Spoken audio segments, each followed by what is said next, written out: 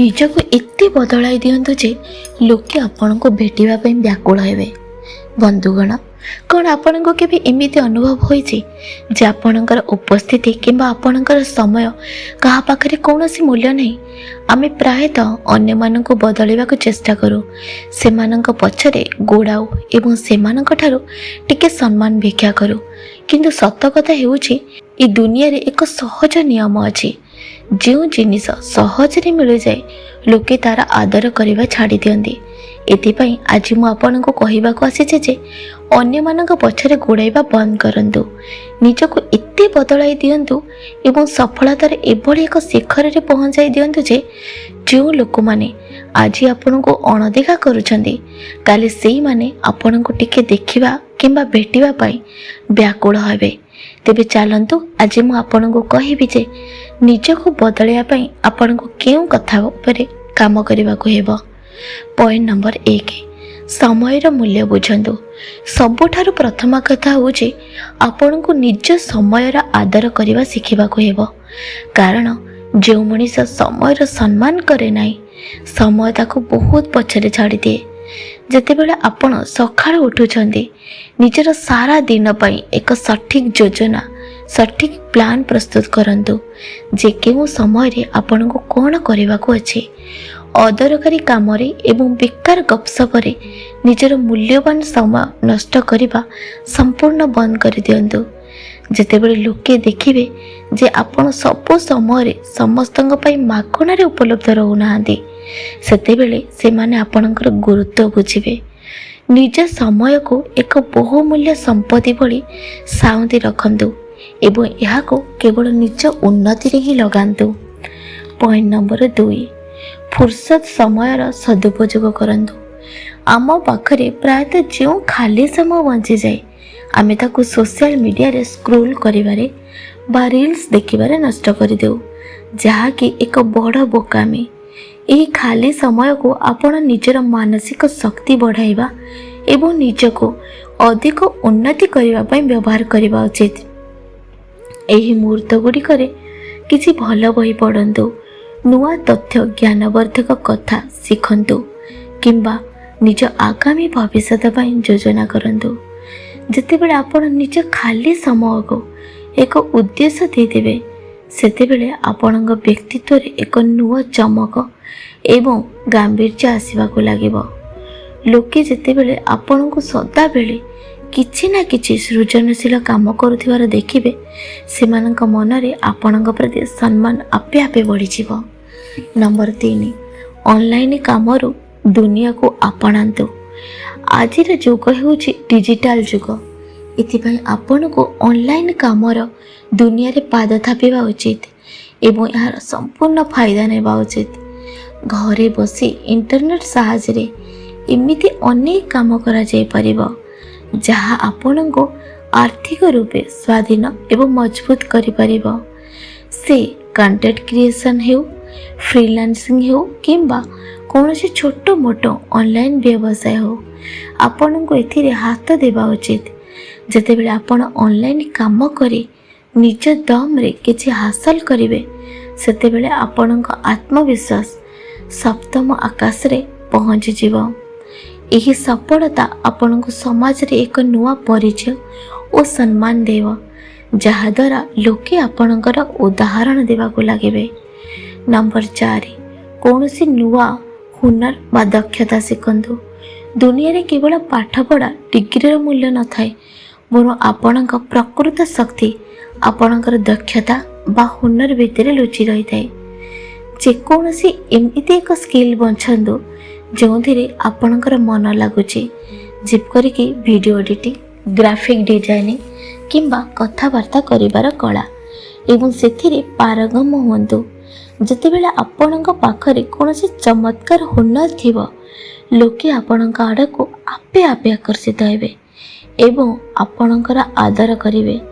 ନିଜର ଦକ୍ଷତାକୁ ପ୍ରତିଦିନ ଟିକେ ଟିକେ ସୁଧାରନ୍ତୁ ଏବଂ ତାକୁ ଏଭଳି ସ୍ତରକୁ ନେଇଯାଆନ୍ତୁ ଯେପରି ସେହି କାମରେ ଆପଣଙ୍କର କେହି ପ୍ରତିଯୋଗୀ ନଥିବେ। ଜଣେ ଦକ୍ଷ ବା ହୁନରମନ୍ଦ ମଣିଷ କେବେ କାହା ଆଗରେ ମୁଣ୍ଡ ନୁଆଏ ନାହିଁ, ବରଂ ସାରା ଦୁନିଆ ତାର ପ୍ରତିଭାକୁ ସ୍ୱୀକାର କରେ। ପଏଣ୍ଟ ନମ୍ବର 5, ଭଲ ପାଇବାର ସୀମା ଓ ମର୍ଯ୍ୟାଦା ରଖନ୍ତୁ। ଅନ୍ୟମାନଙ୍କୁ ଭଲ ପାଇବାର ଅର୍ଥ ଏହା ନୁହେଁ ଯେ ଆପଣ ସେମାନଙ୍କ ସାମ୍ନାରେ ନିଜକୁ ସମ୍ପୂର୍ଣ୍ଣ ରୂପେ ଶେଷ କରିଦେବେ କିମ୍ବା ନିଜର ଆତ୍ମସମ୍ମାନକୁ ବାଜି ଲଗାଇଦେବେ। ଭଲ ପାଇବାରେ ଏକ ଭଦ୍ରତା ଏବଂ ସୀମା ରହିବା ଅତ୍ୟନ୍ତ ଜରୁରୀ, ଯେପରି ସାମ୍ନା ଲୋକଟି ଆପଣଙ୍କର ଏହି ଭାବନାର ଭୁଲ ଫାଇଦା ନ ଉଠାଇ ପାରିବ। ସମସ୍ତଙ୍କ ସହ ସ୍ନେହରେ କଥା ହୁଅନ୍ତୁ, ସମସ୍ତଙ୍କୁ ସାହାଯ୍ୟ କରନ୍ତୁ, କିନ୍ତୁ ନିଜର ମୂଲ୍ୟକୁ ସବୁବେଳେ ଉପରେ ରଖନ୍ତୁ। ଯେତେବେଳେ ଆପଣଙ୍କ ଭଲ ପାଇବାରେ ଏକ ଗାମ୍ଭୀର୍ଯ୍ୟ ଏବଂ ମର୍ଯ୍ୟାଦା ଥିବ, ଲୋକେ ଆପଣଙ୍କ ଭାବନାକୁ ସଚ୍ଚୋଟ ହୃଦୟର ସମ୍ମାନ ଦେବେ। ନିଜକୁ ଏତେ ମୂଲ୍ୟବାନ କରନ୍ତୁ ଯେ ଯିଏ ଆପଣଙ୍କ ଜୀବନରେ ସାମିଲ ହେବ ସେ ନିଜକୁ ବହୁତ ଭାଗ୍ୟବାନ ମନେ କରିବ। ନମ୍ବର 6, ନିନ୍ଦୁକଙ୍କୁ ନିଜ ସଫଳତା ଦ୍ୱାରା ଜବାବ ଦିଅନ୍ତୁ। ଯେତେବେଳେ ଜୀବନରେ କେହି ଆପଣଙ୍କୁ ଘୃଣା କରେ କିମ୍ବା ଆପଣଙ୍କୁ ତଳକୁ ଖସାଇବାକୁ ଚେଷ୍ଟା କରେ, ତେବେ ତା'ର ଉତ୍ତର କେବେ ବି ରାଗ କିମ୍ବା ଗାଳିଗୁଲଜରେ ଦିଅନ୍ତୁ ନାହିଁ। ଘୃଣାର ସବୁଠାରୁ ସୁନ୍ଦର ଏବଂ ଶକ୍ତିଶାଳୀ ଜବାବ ହେଉଛି ଆପଣ ନୀରବ ରହି ନିଜ ସଫଳତାକୁ ଆହୁରି ବଡ଼ କରିଦିଅନ୍ତୁ। ଆପଣଙ୍କର ନୀରବତା ଏବଂ କ୍ରମାଗତ ଉନ୍ନତି ସାମ୍ନା ଲୋକ ପାଇଁ ସବୁଠାରୁ ବଡ଼ ଦଣ୍ଡ ପାଲଟିଯିବ। ଯେତେବେଳେ ଆପଣ ସମାଲୋଚକଙ୍କ କଥା ଉପରେ ଧ୍ୟାନ ନ ଦେଇ କେବଳ ନିଜ କାମ ଉପରେ ଗୁରୁତ୍ୱ ଦିଅନ୍ତି, ସେତେବେଳେ ସେମାନଙ୍କର ମନୋବଳ ଭାଙ୍ଗିଯାଏ। ନିଜ ଶକ୍ତିକୁ ସେମାନଙ୍କ ସହ ଯୁକ୍ତିତର୍କ କରିବାରେ ନଷ୍ଟ କରନ୍ତୁ ନାହିଁ, ବରଂ ତାକୁ ନିଜକୁ ଆହୁରି ଉପରକୁ ଉଠାଇବାରେ ବ୍ୟବହାର କରନ୍ତୁ। ନମ୍ବର 7, ଚିନ୍ତାଧାରାକୁ ସକାରାତ୍ମକ ରଖନ୍ତୁ। ନିଜକୁ ବଦଳିବାର ଏହି ଯାତ୍ରାରେ ଆପଣଙ୍କୁ ନିଜ ଚିନ୍ତାଧାରାକୁ ସବୁବେଳେ ପଜିଟିଭ୍ ଏବଂ ସାହସରେ ଭରପୁର ରଖିବାକୁ ହେବ। ଯେତେବେଳେ ବି ମନରେ କୌଣସି ନକାରାତ୍ମକ ଚିନ୍ତା ଆସିବ ବା ଲାଗିବ ଯେ ଆପଣ ହାରି ଯାଉଛନ୍ତି, ତୁରନ୍ତ ନିଜକୁ ମନେ ପକାଇ ଦିଅନ୍ତୁ ଯେ ଆପଣ ଏଠାରେ ଅଟକିବା ପାଇଁ ଜନ୍ମ ହୋଇନାହାନ୍ତି। ନିଜ ଚିନ୍ତାଧାରାକୁ ଏତେ ବଡ଼ ଏବଂ ମଜବୁତ କରିଦିଅନ୍ତୁ ଯେ ଆଖପାଖ କୌଣସି ବି ନକାରାତ୍ମକ ଆପଣଙ୍କୁ ହଲାଇ ପାରିବ ନାହିଁ। ଯେତେବେଳେ ଆପଣଙ୍କର ଚିନ୍ତାଧାରା ସୁନ୍ଦର ହେବ, ଆପଣଙ୍କର କଥା ଏବଂ କାମ ମଧ୍ୟ ସେତିକି ଚମତ୍କାର ହୋଇ ଚାଲିବ। ଜଣେ ସକାରାତ୍ମକ ମଣିଷର ମୁହଁରେ ଯେଉଁ ଚମକ ଥାଏ, ତାହା ଲୋକଙ୍କୁ ନିଜ ଆଡ଼କୁ ବହୁତ ଶୀଘ୍ର ଆକର୍ଷିତ କରିଥାଏ। ନମ୍ବର 8, ଶାରୀରିକ ସୁସ୍ଥତା ଉପରେ ଧ୍ୟାନ ଦିଅନ୍ତୁ। ମାନସିକ ଶକ୍ତି ସହିତ ଆପଣଙ୍କୁ ନିଜର ଶାରୀରିକ ଏବଂ ନିଜ ସ୍ୱାସ୍ଥ୍ୟରେ ମଧ୍ୟ ସମ୍ପୂର୍ଣ୍ଣ ଯତ୍ନ ନେବାକୁ ହେବ, କାରଣ ଏକ ସୁସ୍ଥ ଶରୀର ଭିତରେ ହିଁ ଏକ ସୁସ୍ଥ ମନ ବାସ କରେ। ପ୍ରତିଦିନ ଟିକେ ସମୟ ବାହାର କରି ବ୍ୟାୟାମ ବା କସରତ କରନ୍ତୁ, ଭଲ ଏବଂ ପୁଷ୍ଟିକର ଖାଦ୍ୟ ଖାଆନ୍ତୁ ଏବଂ ନିଜ ସ୍ୱାସ୍ଥ୍ୟକୁ କେବେ ବି ଅଣଦେଖା କରନ୍ତୁ ନାହିଁ। ଯେତେବେଳେ ଆପଣ ଶାରୀରିକ ରୂପେ ଫିଟ୍ ଏବଂ ସୁସ୍ଥ ରହିବେ, ଆପଣଙ୍କ ଭିତରେ ଏକ ଭିନ୍ନ ପ୍ରକାରର ଶକ୍ତି ଓ ଫୁର୍ତ୍ତି ଦେଖାଯିବ। ଆପଣଙ୍କର ଏହି ସୁଗଠିତ ବ୍ୟକ୍ତିତ୍ୱ ଏବଂ ମୁହଁର ତେଜ ଲୋକଙ୍କ ଉପରେ ଏକ ଗଭୀର ଏବଂ ସ୍ଥାୟୀ ପ୍ରଭାବ ପକାଇବ। ନିଜକୁ ଏମିତି ଗଢ଼ନ୍ତୁ ଯେପରି ଆପଣଙ୍କର ଫିଟନେସ୍ ଏବଂ ଏନର୍ଜି ଦେଖି ଲୋକେ ଆପଣଙ୍କ ଠାରୁ ପ୍ରେରଣା ପାଇବେ। ନମ୍ବର 9, ସାଙ୍ଗସାଥି ଏବଂ ସଙ୍ଗତ ଭଲ ରଖନ୍ତୁ। ଲୋକଙ୍କ ସହ ମିଳାମିଶା କରିବା ସମୟରେ ସଦାବେଳେ ଏହି କଥାର ଧ୍ୟାନ ରଖନ୍ତୁ ଯେ ଆପଣଙ୍କର ସଙ୍ଗତ କେମିତି, କାରଣ ଆପଣ ସେମିତି ହିଁ ବନିଯାଆନ୍ତି ଯେଉଁଭଳି ଲୋକଙ୍କ ଗହଣରେ ଆପଣ ଉଠା ବସା କରନ୍ତି। ସବୁବେଳେ ସେହି ଲୋକମାନଙ୍କ ସହ ରୁହନ୍ତୁ ଯେଉଁମାନେ ଆପଣଙ୍କୁ ଆଗକୁ ବଢ଼ିବାରେ ପ୍ରେରଣା ଦିଅନ୍ତି, ଆପଣଙ୍କର ଭୁଲକୁ ସୁଧାରନ୍ତି ଏବଂ ଆପଣଙ୍କୁ ସାହସ ଦିଅନ୍ତି। ସେହି ଲୋକମାନଙ୍କ ଠାରୁ ଦୂରେଇ ରୁହନ୍ତୁ ଯେଉଁମାନେ ସବୁ ସମୟରେ କେବଳ କାନ୍ଦିଥାନ୍ତି କିମ୍ବା ଅନ୍ୟମାନଙ୍କ ନିନ୍ଦା କରିବାରେ ନିଜର ସମୟ ନଷ୍ଟ କରନ୍ତି। ଯେତେବେଳେ ଆପଣଙ୍କର ସଙ୍ଗତ ଶ୍ରେଷ୍ଠ ହେବ, ଆପଣଙ୍କର ଚିନ୍ତାଧାରା ଏବଂ ଅଭ୍ୟାସ ମଧ୍ୟ ବହୁତ ଉଚ୍ଚ କୋଟିର ହୋଇଯିବ। ଲୋକେ ଆପଣଙ୍କର ଏହି ବୁଦ୍ଧିମାନୀ ଏବଂ ଭଲ ବନ୍ଧୁତ୍ୱର ପ୍ରଶଂସା କରି ଥକିବେ ନାହିଁ। ନମ୍ବର 10, ନିଜର ସ୍ୱତନ୍ତ୍ର ପରିଚୟ ଗୁରୁତ୍ୱ ଦିଅନ୍ତୁ।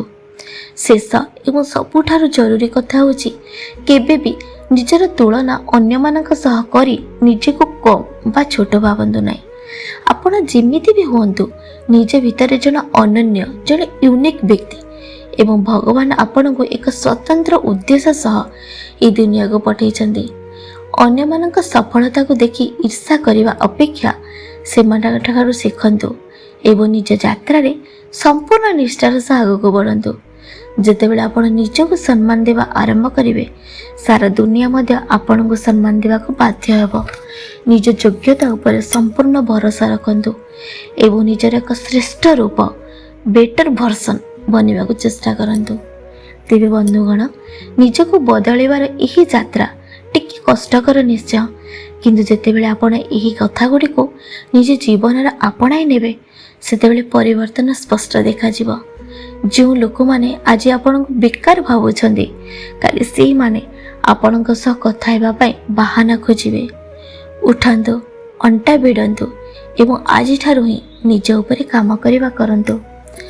ଯଦି ଭିଡ଼ିଓ ପସନ୍ଦ ଆସିଥାଏ ତେବେ ଏହାକୁ ଲାଇକ୍ କରନ୍ତୁ ଏବଂ ନିଜ ସାଙ୍ଗମାନଙ୍କ ସହ ସେୟାର କରିବାକୁ ଜମାରୁ ଭୁଲିବେ ନାହିଁ।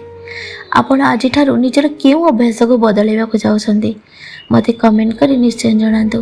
ନିଜର ଯତ୍ନ ନିଅନ୍ତୁ। ଦେଖା ହେବା ପରବର୍ତ୍ତୀ ଭିଡ଼ିଓରେ। ଧନ୍ୟବାଦ। ଜୟ ଜଗନ୍ନାଥ।